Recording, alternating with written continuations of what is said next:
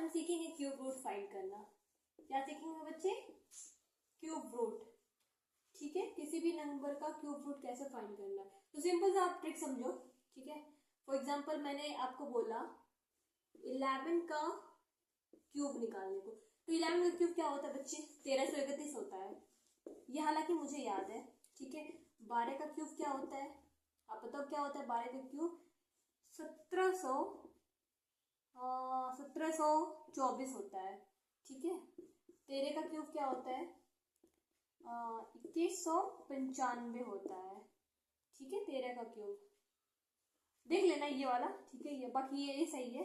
तो खैर ये ठीक है, मैंने ये बोला ना कि ये तो खैर मुझे याद है तो मैंने लिख दिया, लेकिन क्या ये सही है कि नहीं आप इसको चेक करने के लिए कैसे करोगे? ठीक है, एग्जाम में आपको तो पता ही नहीं है क्या होगा क्या नहीं होगा, तो एग्जाम में तो आप फाइंड आउट ही करोगे। तो फाइंड आउट करना सीखो क्या होता है। देखो जनरली अगर 11 का क्यूब आपसे पूछा गया बच्चों, तो आपको क्या करना है, सिंपल समझो। A1 का क्यूब कैसे हम लोग निकालते हैं? देखो आप सॉरी 1A का क्यूब, ये इधर वाला जो नंबर है ना, आप क्या करोगे? आप ऐसे 1 लिख दोगे, इसका इस A लिख देगो, इसका A स्क्वायर और इसका A क्यूब।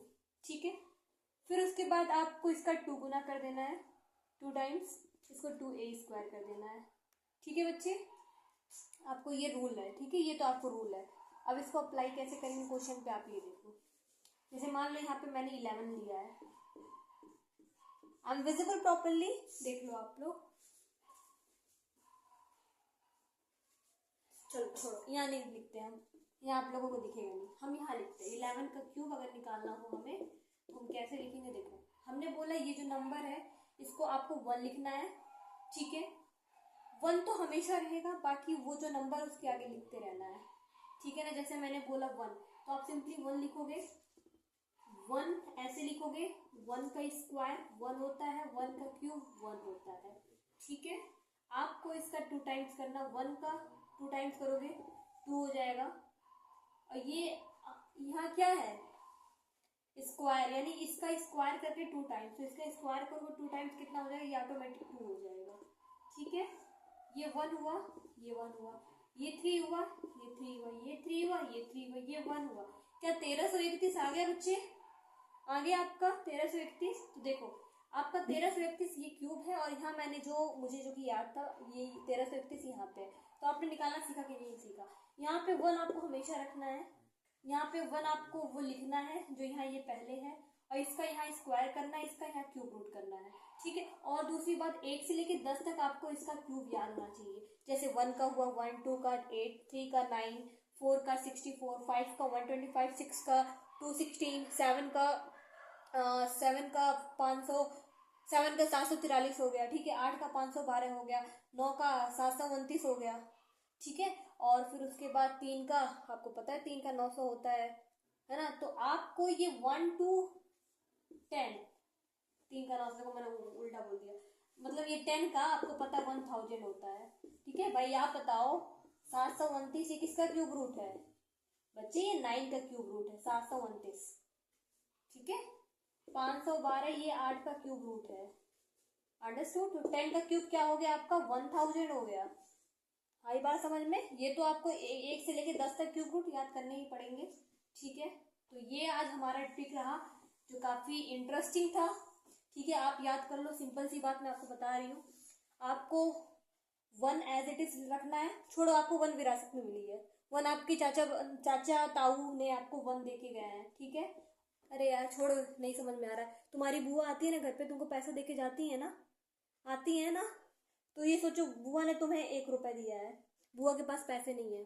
ठीक है, बुआ ने तुम्हें 1 रुपए दिया है, सिंपली 1 रुपया बुआ का यहाँ रख दो, और उसके बाद ये जो नंबर है यहाँ जो लास्ट में है उसका आप उसको लिखो एज इट इज, फिर यहाँ पे 1 स्क्वायर, फिर यहाँ 1 एक क्यूब।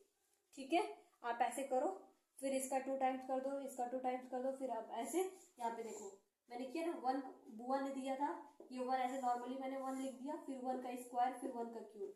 ठीक है, इसी के नीचे मैंने 1 का 2 टाइम्स कर दिया 2।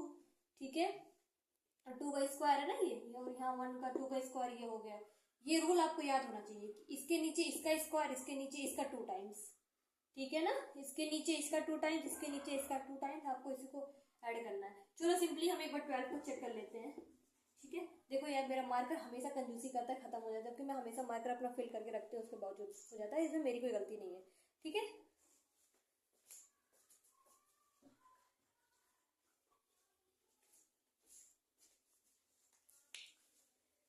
तो हे बच्चों आप मत बोलना मैं फिजिक्स वाला की तरह बोल रही हूँ, ऐसा नहीं है, वो सर का अलग डायलॉग है। हालांकि मैं भी फिजिक्स वाला सर की बहुत बड़ी फैन हूँ, क्योंकि मैं अपने टाइम में मैं उनसे पढ़ाई करती थी, मैं फिजिक्स पढ़ा करती थी, ठीक है। तब सर उस समय वो भी मेरे तरह से ऐसे बोर्ड पे ही पढ़ाई करते थे, लेकिन हालांकि आज तो सर बहुत आगे निकल चुके हैं, ठीक है, मसीहा है बच्चों के लिए, ठीक है। तो आप देखो गाइस 12 का क्यूब कैसे निकालना है, मैंने आपको सिंपल सिखाया। ये बुआ का एक रूप है, ठीक, ये 2 एज इट इज रहेगा क्योंकि हमारा ये है। उसके बाद 2 का क्यूब, 2 का स्क्वायर क्या होता है बच्चे 4 होता है, 2 का क्यूब क्या होता है 8 होता है। अब इसका 2 टाइम्स 16, और सॉरी इसका 2 टाइम कितना होता है 4 2 जा 8, इसका 2 टाइम्स क्या होता है 4 होता है। अब आप इसको ऐड करो, 8 यहाँ ऐड किए, 8 4 12 होते हैं, 12 होते हैं ना, तो 12 को क्या लिखोगे आप, देखो यहाँ पे ये 1728 होगा, 1724 नहीं होगा, ये देखो, देखो ये थोड़ी सी मिस्टेक हो गई। ये कि अगर मान लो कभी कभार अगर हम भूल भी जाते हैं तो इसमें मिस्टेक हो जाती है, लेकिन अगर आप इससे निकालना जानोगे ना तो ऐसे दिक्कतें नहीं होगी, ठीक है।